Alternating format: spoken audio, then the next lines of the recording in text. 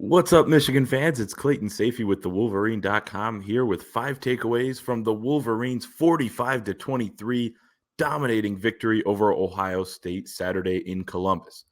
Before we get into it, make sure to smash that like button on this video if you're excited about the win, if you were celebrating all weekend long, and subscribe to this channel for more Michigan content coming your way. All right, takeaway number one. Michigan's second half was a masterpiece and perhaps one of the best in program history. We have no problem saying that. Michigan trailed 20-17 at halftime. They hung in there, but it wasn't looking great based on how the game was flowing. But the Wolverines scored 4 touchdowns on its 6 second-half possessions, not including the final kneel downs. They forced Ohio State to punt on its first 3 drives of the second half, and the Buckeyes got 1 field goal after that, but finished the game with 2 straight interceptions, one from edge Taylor Upshaw and one from safety Makari Page. Michigan got the run game going in the second half as well after it was tough sledding early on. They rushed 24 times for 242 yards and 3 touchdowns. The passing attack was a big factor as well, gaining 74 yards after the break, but the ground game was the story.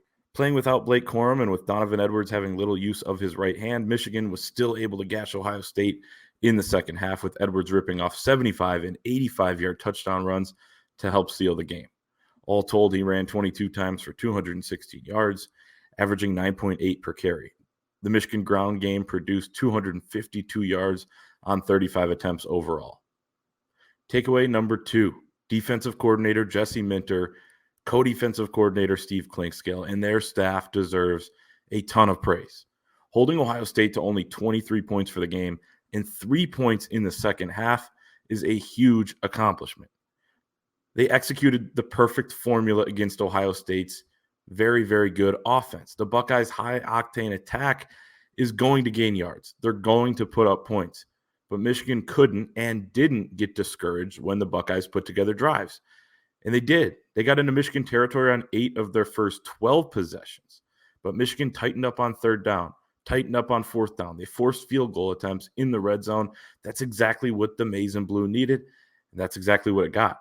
Ohio State scored 13 red zone points, 2 field goals and 1 touchdown. It came up empty on a fourth down conversion attempt down deep. The Buckeyes were 5 of 17 on third and fourth down opportunities combined. Number 3, big plays for the Michigan offense were huge. Michigan's offense is methodical in nature, ground and pound, physicality, toughness, wear them down, knock them out late. But the Wolverines flashed some explosiveness in this game as well. They had 6 plays of 30-plus yards. Get this, 382 of Michigan's 530 total yards came on those 6 plays. That's 63.7 yards per play on those 6. They don't win this game without that explosiveness. It wasn't just Edwards running either. Notably, Michigan hit on 2 huge pass plays to keep them in the game early on, both to senior wideout Cornelius Johnson. Facing a 3rd and 9, J.J. McCarthy had a blitz in his face and just got the ball off to Johnson along the sideline. The wide receiver did the rest. He broke a tackle. He was off to the races and scored a 69-yard touchdown. Then on Michigan's very next offensive snap, after an Ohio State field goal, McCarthy hit a deep ball to Johnson over the middle, and he was gone for a 75-yard score. Those scores made it 10-10 and 17-13, respectively. Michigan was able to get those in the second quarter. And despite having only 10 rushing yards in the first half, they were able to stay in this game. Other big plays included McCarthy's 33-yard connection with Ronnie Bell and a 45-yard touchdown pass to tight end Colston Loveland in the third quarter. JJ was fantastic overall. He came out a bit amped up, but settled in after a little while and threw for 263 yards, his second highest total of the season, and 3 touchdowns with 6 rushes for 27 yards and a 3-yard touchdown run on third down by the goal line. Takeaway number 4. Now for the fun part. Michigan has completely flipped this rivalry upside down.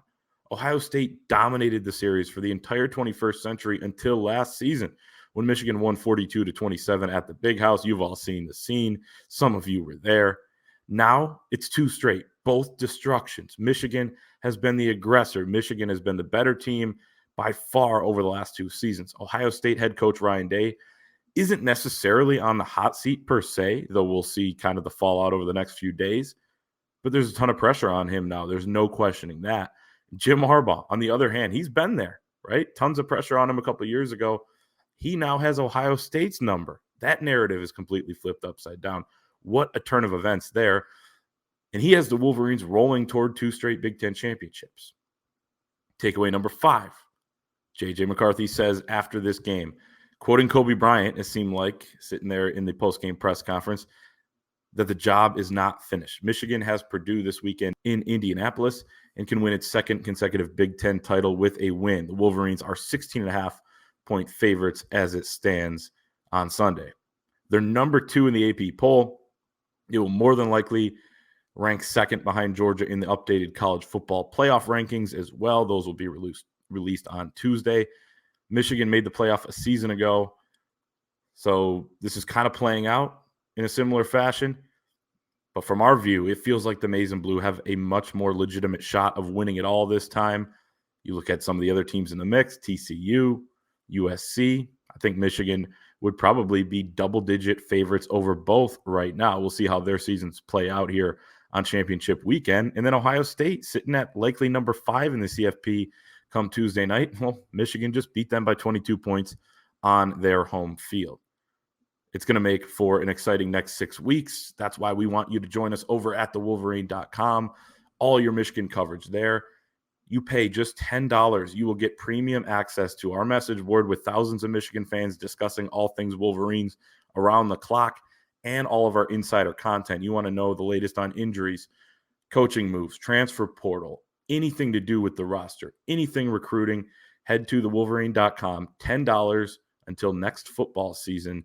Join us there, and we will see you next time.